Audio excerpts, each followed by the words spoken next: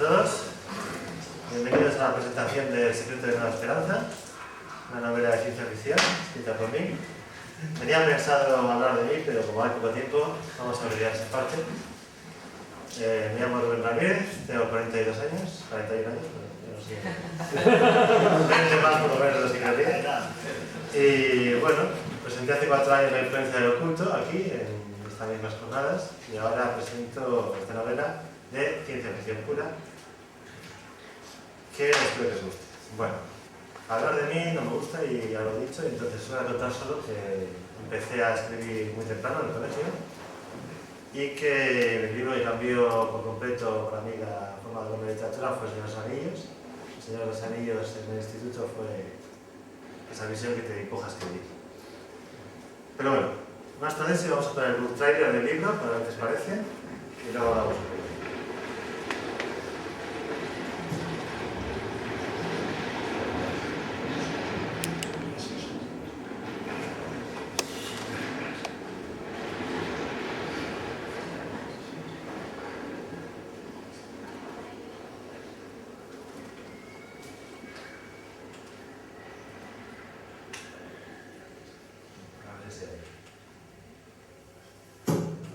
Año 2210.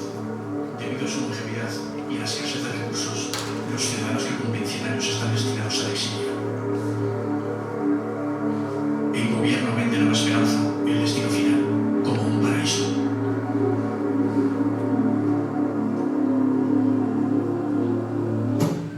Los naturalistas sospechan que es un infierno.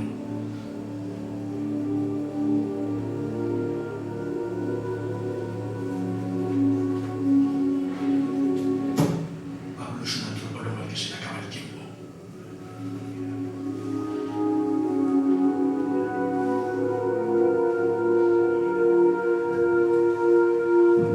Un cadáver surge de la nada del sótano de Adrián.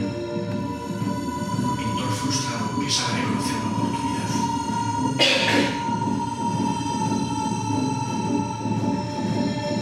Ambos se unen a los naturalistas en una noche por descubrir.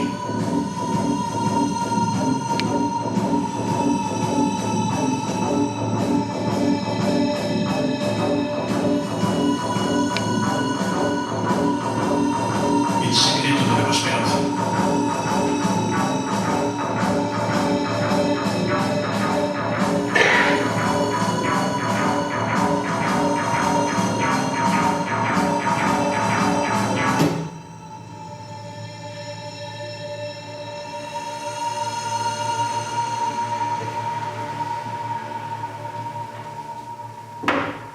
Entonces, os voy a contar un poquito de qué va, o sea, cuál es el mundo en el que transcurre la novela.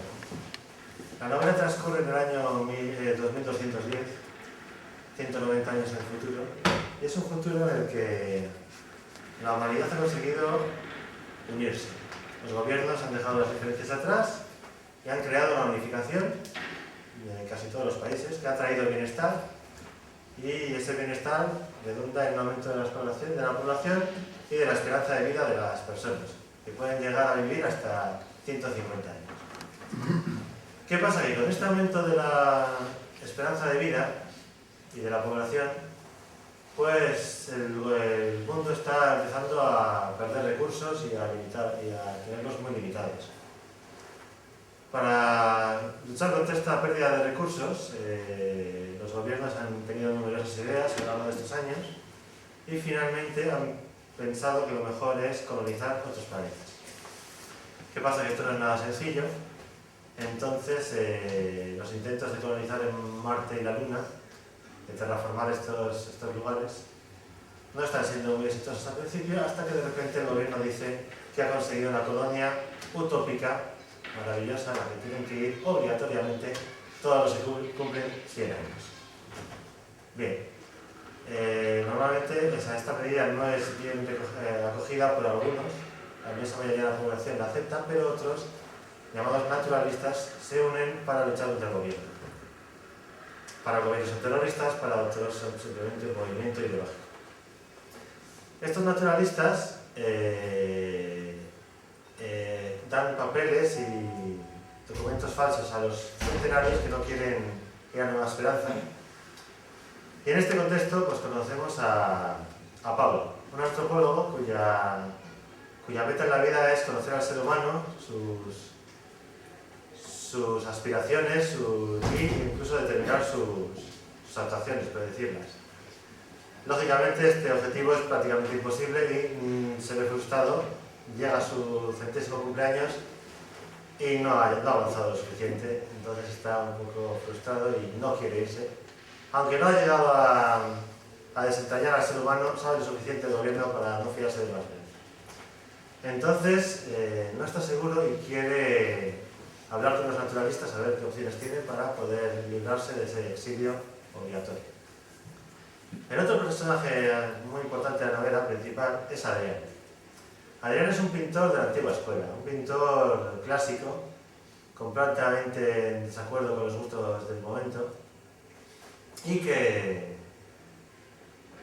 tiene, en un día que está en su casa, tranquilamente en Archanda, hablando con su editor y comprometiéndose a pintar unas ilustraciones horribles para un libro todavía peor de ciencia ficción, pues baja al sótano a cubrir las penas con alcohol y una vez llega al sótano, antes de ver nada, descubre un cadáver, un esqueleto en el suelo, con un chaleco lleno de circuitería electrónica. Entonces él, que es un paranoico, empieza a pensar que alguien está teniendo una trampa, pero al ver la cámara de seguridad ve que el esqueleto ha salido de la nada. En un momento no está y en otro está bien. Y después, examinándolo mejor, ve que tiene un pendrive de memoria, que decide investigar para ver qué demonios ha pasado. Bien. Años después, este mismo pintor hace una exposición muy exitosa en Bilbao, que se llama La mentira de la colonización de Marte y la Luna. En él pinta unos cuadros en los que supuestamente se ve ese fracaso de colonización y algunos cuantos suyos también. Entonces Pablo, el personaje que hemos hablado antes, el antropólogo, ve el anuncio de la exposición justo en su 30º cumpleaños de una de ellas, una de ellas posterior, y decide ir a hablar con él. Entonces va a la exposición, habla con Pablo, con Adrián, y ambos acaban unidos al movimiento naturalista casi sin querer. Este es el argumento. Bien, ¿de dónde surgió la idea? La idea de esta novela surgió de un relato. Ya había escrito un relato que era La Era del Sueño, en el que había este mismo problema de la superpoblación, pero se resolvía de manera diferente. Se habían creado unas cámaras de iluminación suspendida, de criogenización, y la gente solo se le permitía vivir 2 meses al año. El resto del tiempo tenía que estar en animación suspendida. ¿Qué pasa? Que muchos despertaban de esa animación suspendida con horribles pesadillas y de ahí se generaba el movimiento en contra del gobierno de los naturalistas. Este relato se añadió en parte al libro. Bien. ¿Cuáles son las influencias de este libro? Bueno, mis autores de cabecera de ciencia ficción son Asimov, que ha sido mencionado aquí, y Philip K. Dick, sobre todo Philip K. Dick. Pero este libro bebe más de Robert Silverberg, sobre todo de 2 obras suyas, La Torre de Cristal y Regreso a Belzabor, 2 obras seminales de la ciencia ficción.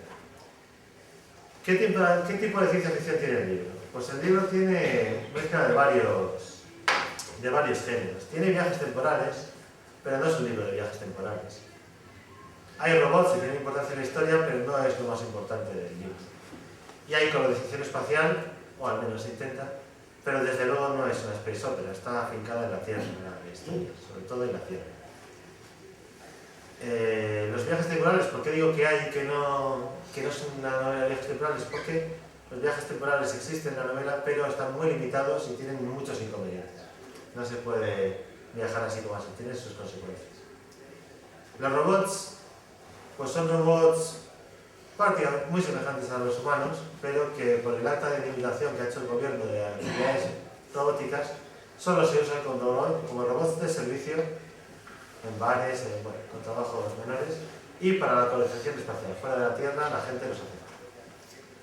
Y la colonización, pues ya veremos, que sería la novela, verá si realmente hay colonización espacial, si es tan utópica como dice el gobierno o no. Bien, hemos hablado de dos personajes, Pablo y Adrián. Voy a hablar de otros 4 y ya con un poco más acá, lo prometo.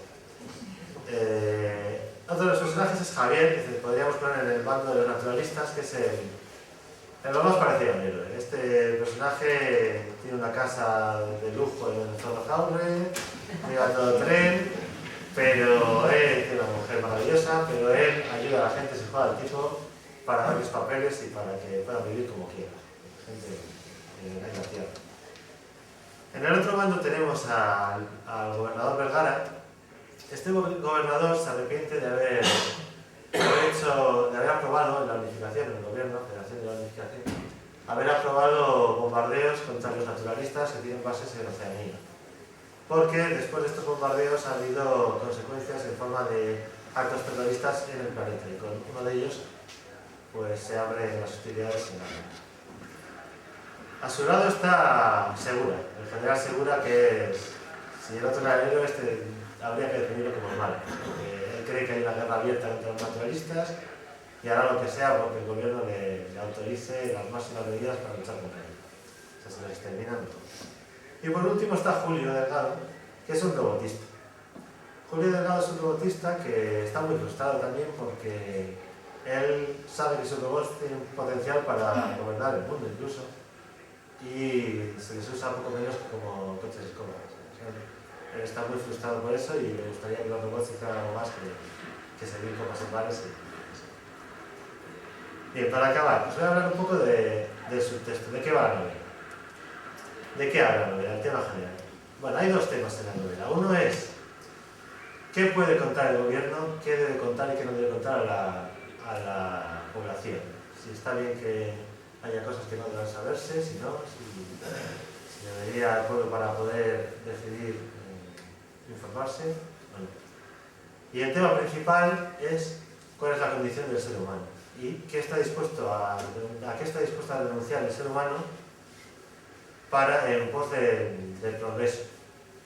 ¿Qué es lo que le define? Es decir, nos definen las personas que están a nuestro alrededor, nuestra interacción con el medio, ¿qué nos define? ¿No? Esa es la cuestión que solo se plantea, porque este es un libro entretenido para pensarlo bien, pero en el trasfondo del libro está eso. ¿Qué nos hace el ser humano y a qué estaríamos dispuestos a renunciar? Bueno, y con esto ya es suficiente. Espero que os haya gustado la presentación, que compréis los libros, que lo firme. Vale 18 €, es maravilloso.